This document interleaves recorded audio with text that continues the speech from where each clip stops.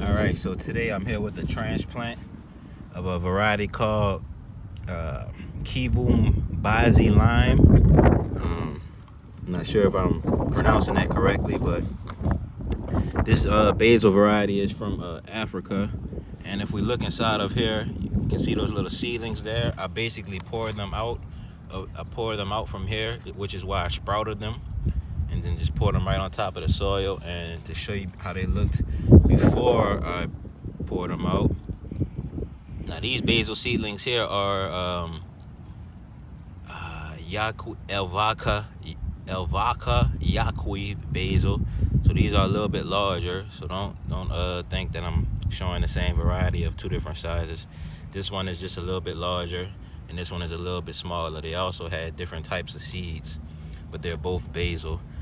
This one right here, Kivumbasi lime, I believe it's in the holy basil family. So it's very aromatic when it's grown, or just in general. It's a very aromatic variety. So what I like to do with my basils are I tend to start my seeds real early when it's still cold out, so I don't have a chance to plant them outside because it's too cold. And I just like to have my seeds started, early season. Even though I am in 9B, I do have my season does start early, but I still like to start my seeds even earlier than my season starts. So you can see this is one seedling here. I'm going to basically plant a bunch of seedlings in this one pot since this season. This year I'm going to be growing a bunch of different basil varieties. So I have some stuff in store for y'all. I have a few varieties that are started inside as we speak, and you see that basil seedling just dropped right into that hole. So all I'm going to do is just cover that taproot, making sure to leave the embryonic leaves above the soil. And you don't really need to tap it down too much. I just want to make sure that the potting mix is making contact with that little seedling there. Look at that. You can't even tell that it wasn't transplanted. It looks direct sown. So I'm just gonna do this for the next little few seedlings. I'm gonna see how many I could get in here. Now once these are of a decent size to where they have a decent root ball, I'm just gonna pull this whole thing out and plant them in a grow bag, a 15-gallon grow bag. I'm gonna try to have one basil variety per grow bag, because I'm growing a bunch of different varieties, especially these holy basil varieties. I wanted to test because I've grown red holy basil before and I love it, so I wanted to see what these other basils were capable of. So I've already have a few in there. Now what I'm gonna do is I'm gonna just try to take a couple of seedlings, maybe 2, maybe 5. Let's try to take a few seedlings, however many I can get in a handful, and I'm gonna just plant them each, or plant them in one hole. Since I have so many basil seedlings already, I do plan on saving seed, which is why I'm gonna have each variety in one grow bag, and it's also why I'm planting so many so close together, is so I can make breed, so I can true breed these varieties, and I won't have to worry about it. It'll make it easier to true breed them, and I won't have to worry about cross pollination or anything. I'm gonna find different areas of my garden to plant these, and I may take some of them to the farm. Make sure I have to protect them out there because those deer do not play. And I'm not sure how attracted they are to basil. Now since I already have a few planted, I'm gonna take this big cluster here, and I'm just gonna pop it. I'm gonna make a little pit right here. I'm utilizing different ways to plant in one pot. Make a little small pit, of course. I'm gonna just pop that little cluster in there. I'm gonna lightly cover it. Okay, lightly cover it. You don't want to bury it. Lightly cover it. Those roots will go downwards. And I'm going to use some water to displace the soil a little bit, and that'll help the soil go in between all the roots. So I just have this one little section here, which is on top of the soil, and I'm going to leave that on top of the soil, and I'm just going to do the same as the ones that I put in that pit there. I'm just going to cover it a little bit.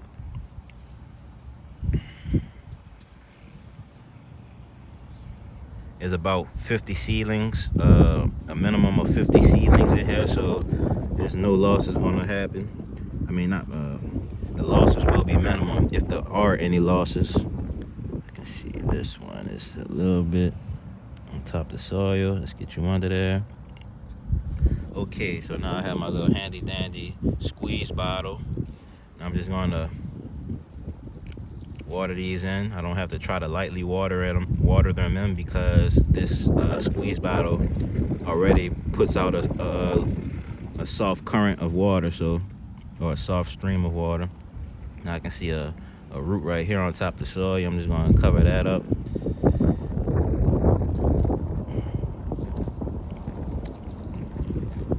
So even if I only get one seedling out of here, that plant is going to be huge. So it's no problem at all. But I'm definitely going to get a minimum of 10 full-grown plants out of here. These seedlings are about 3 weeks old. They took a while to sprout, but once they did sprout, they took off. I'm still waiting on the others for more of their seeds to sprout. Some of them, I started them on the same day, but some are growing faster than others. Just to give this container a little turnaround so you can see the seedlings a little better in the sunlight. The different little sets of seedlings, you can see the green. Every time I put my hand right there, there's shade, but in this little area, you can see the green. And in the next couple of days, especially within the next week, those will be standing above the soil. So it's just a great way to start your seeds, and just so you can know if they're going to germinate or not. You don't have to put them on napkins. I literally cut a water bottle. I cut the bottom of a water bottle. I poured the whole packet of 50 plus seeds in here, and then I put enough water. I'll show you how much water I put in there. So basically, I like to put enough water to cover that little thing in the middle right here. Put enough water to cover that, which is about that amount. And those seeds, which is basically enough water to cover the seedlings, or to cover the seeds up until they sprout and turn into seedlings. Now I'm gonna turn this container back a little bit, just so the majority of those seedlings are out of the sunlight. I want them to get indirect sunlight, but I don't want that direct sunlight on them. Just gonna soak this container because these are used to being in water and not used to the drier conditions yet. So I'm gonna let them adapt to that on their own. But I don't have to acclimate the seedlings or anything. They're gonna do that on their own. And that's that, y'all. So I did the Kivumbasi lime variety with y'all. I got this variety from Strictly Medicinal, I believe is what it's called. Strictly Medicinal, and they sell a lot of different medicinal type of herbs and stuff. Herb seeds, and they sell live plants. I wouldn't recommend buying the live plants because they just cost so much. I could have bought Kivumbasi lime as a live plant, and I probably would have got one plant for way more than what I spent on that little packet of seeds, which was going to provide me with 50 plants. So next I'm going to do this variety, Elvaka Yaqui. But I'm going to do this on my own because, I mean, it's the same process. I've already done Kivumbasi lime with y'all. But basically, it's the same process. I start the seeds, pour them in. I could show the pouring of the seeds. You also want to make sure that you label your varieties, because things can get confusing once you get enough variety started. So let's see. I normally would soak, break some of these sticks up, use that as a mulch. I normally would soak my soil, but I can't find any water right here. Let's go walk off and get some water so we can soak the soil with.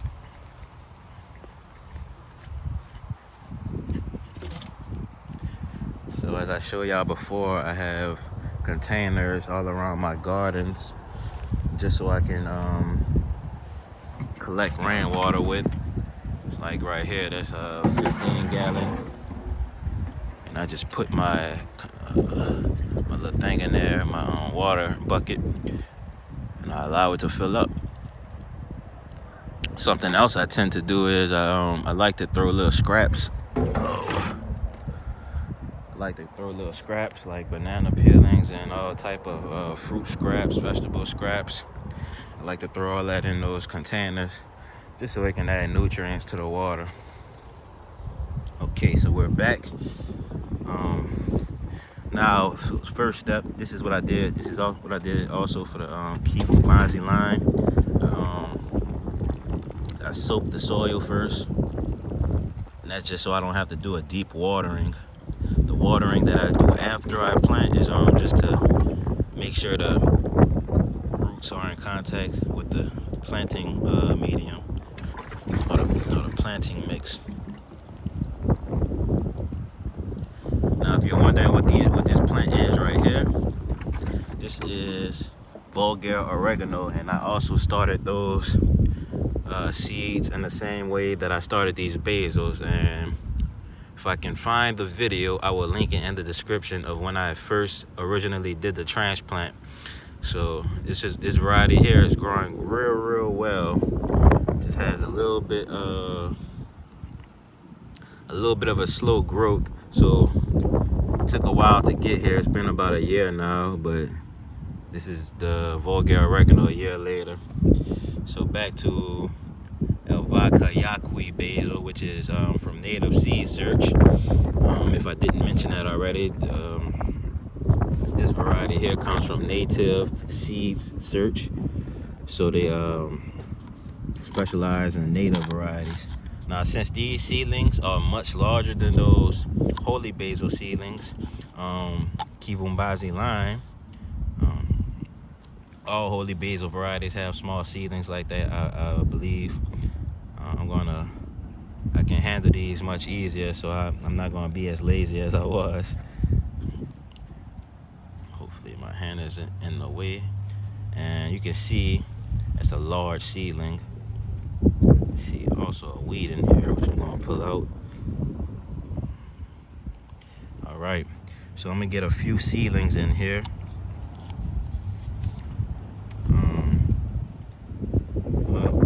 I grabbed two, and a big old cluster came up, so I guess they want to be planted as a group, as a family. So I'm gonna respect their wishes and plant them as a group or as a family. So I'm just getting the embryonic leaves into my fingertips, pinching them between my index and thumb, making sure all the roots are pointing downwards, all the leaves are pointing upwards, and we're gonna put these directly in the center. Y'all noticed I didn't take those sticks out, right? It's gonna work as an excellent mulch. Can y'all see? Oh, that's a squirrel one we got, y'all. It blew my phone over. I caught it though, so back to business. All right, so I'm gonna tilt this container a little bit just so y'all can see. Dropping that just like that. Some of those leaves are gonna probably be beneath the soil, but it's no problem, honestly. Gonna put some of them sticks and leaves and planting mix all around those. That's that. And now all we have is these little few, which I can pour on top of the soil and work with them from there.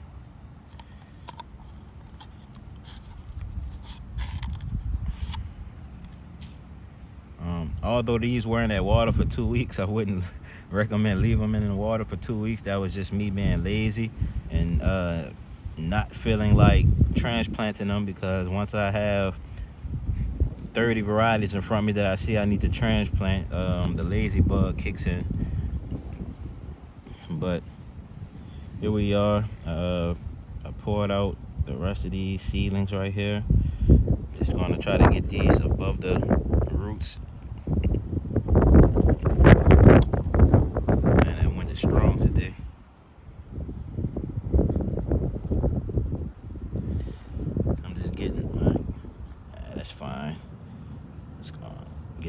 covered a little bit. I mean, they're gonna survive. Trust me, the basil. There's one thing I know about basil. It's a survivor. So we're just gonna get these deeply watered in with my little squeeze bottle that I got from Amazon.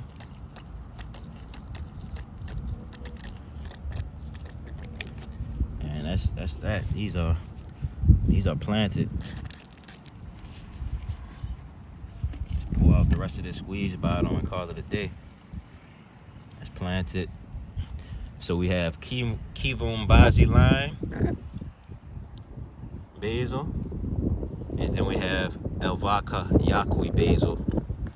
And like I said, I have a few more varieties inside, but seeing how easy this was, I think I may come transplant the rest of them today, or I may do them tomorrow. I'm just waiting for more of the seeds to sprout. All right. I actually had more seedlings of the Elvaka Yakui basil, but they started dampening off under that water. Because they basically were just drowning under the water for 2 weeks straight, even after they sprouted. So that's that, y'all. See y'all in the next one. These are the this is a white jade that I had to rescue from the winter because my plants started getting frostbite and I didn't feel like putting up some frost protection. And then back here we have the persimmon, wild American persimmon. You can see these are doing excellent. I actually didn't water them yesterday, but lo and behold, I came out and it was still standing strong. So I'm happy about that. I gave them a watering today just to make sure they're surviving. All right.